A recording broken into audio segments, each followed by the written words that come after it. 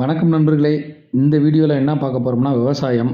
விவசாயம் விவசாயின்னு சொல்கிறதுலாம் ரொம்ப சந்தோஷப்படுறேன், பெருமைப்படுறேன். ஏன்னா விவசாயத்தை வர்ற தலைமுறைகள் மறந்துட்டு வர்றாங்க. விவசாயத்தில் நிறைய அரசியல் நடக்குது. அதெல்லாம் விட்டுருங்க. இப்போ நம்ம விவசாயம் எப்படி பண்ணுறேன், எப்படி பண்ணிகிட்ருக்கேன்றதை நான் சொல்கிறேன். எனக்கு விவசாயத்தை கற்றுக் கொடுத்தது எங்கள் மாமா ராம்குமார் மாமா. அவர் தான். வாடிப்பட்டி பக்கத்தில் நம்ம நிலம் இருக்குது. இப்போ தண்ணி வந்ததுனால விவசாயம் பார்க்க ஆரம்பித்தாச்சு. இது கேஜ் மூலமாக உழவு பண்ணுறோம்.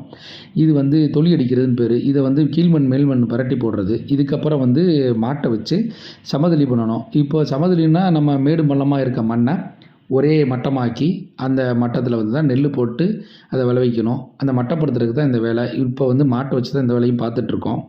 இதுக்கப்புறம் மகிரம்னுவாங்க. அந்த சாஃப்டான மண் பூரா கீழே இறங்கி தண்ணி தெளிஞ்சு நிற்கும். அதுக்கப்புறமா தான் நம்ம நெல் விதைக்கணும். நாங்கள் விதப்பு இதில் தான் நான் போட்டிருக்கோம். நெல் விவசாயத்தில் நிறையா முறைகள் இருக்குது. விதப்பு, நடவு, மிஷின் நடவு, தூவு, இந்த மாதிரி நிறையா இது இருக்குது. நாங்கள் பண்ணுறது விதப்பு தான்.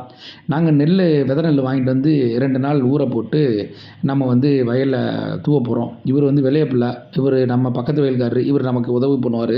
இந்த மாதிரி தூவணும். நம்ம வயலில் தூவின பிறகு ஒரு 3 நாள் 4 நாள் கழித்து நல்ல நாற்று வரும். இவர் தான் ராம்குமார் மாமா. இந்த சாக்கை உதவுறாரு பாருங்க, இவர் தான். உட்காந்துருக்காரு. எல்லா விஷயங்களுக்கும் கூட வந்துடுவார். இவர் எல்லாத்தையும் இவர்கிட்ட கேட்டு தான் நான் பண்ணுவேன். இப்போது ஒரு வார காலமாக நாற்று நல்லா வந்துருச்சு. அந்த பாருங்கள், சின்ன சின்ன துளிர் விட்டு தெரியுது பாருங்கள். இது 10 நாள் 15 நாள் நாற்று. அப்படியே அப்படியே நல்லா பச்சை பசேர்னு வரும். இது பார்த்த பிறகு கொஞ்சம் சந்தோஷமாக இருக்கும். நல்லா வந்துருச்சு அப்படின்னு. இதுக்கப்புறம் மருந்து, பூச்சி இதெல்லாம் பார்த்து மருந்து அடிக்கணும். அதுக்கப்புறம் களை எடுக்கணும். களை எடுத்துக்கிட்டு இருக்காங்க. ஏன் களை எடுக்கும் போதே நாற்றெல்லாம் பிடுங்கி அங்கங்கே நடுவாங்க. ஏன்னா விதைக்கும் போது மொத்தமாக உளுந்துரும். அந்த விதத்தை மொத்தமாக இருக்க இடத்துல இருக்க களையெல்லாம் எடுத்து எங்கே எம்டியாக இருக்கோ அந்த இடத்துலலாம் நடுவாங்க. இப்போ 110 நாள் ஆச்சு. நல்லா கருது வளைஞ்சு நிற்கிது. நல்லா ஓரக்கால் அறுத்து போட்டாங்க. அறுத்து போட்ட பிறகு மிஷின் இறங்குது. மிஷின் இறங்கி அறுக்கும். இப்போ தாங்க நமக்கு ஒரு நிம்மதியான பெருமூச்சு வரும்.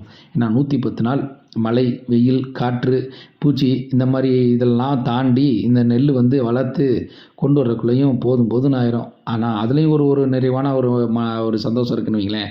அந்த நெல் கொட்டும் போது நமக்கு ஒரு சந்தோஷம் வரும். அறுவடை பண்ணியாச்சு. இப்போ நம்ம நெல்லை கொண்டு போய் கொள்முதல் பண்ணணும். லோக்கலில் ஒருத்தர் தான் எடுப்பார். அவர்கிட்ட தான் நாங்கள் நெல்லை போட்டுட்ருக்கோம். டிஎம்சியும் போடுவாங்க. அங்கே நாங்கள் போடுறதில்ல. அதனால் இங்கேயே இங்கேயே எடுத்துக்குவாங்க. நாங்கள் ஒரு களத்தில் போய் கொட்டி நெல்லை பூரா எடுத்து 63 கிலோ ஒரு சாக்கு 63 கிலோ அப்படி தான் போடுவோம். விவசாயிகளோட வாழ்க்கை ரொம்ப கஷ்டங்க. ஒரு சாக்கோட விலை 1400 ரூபா.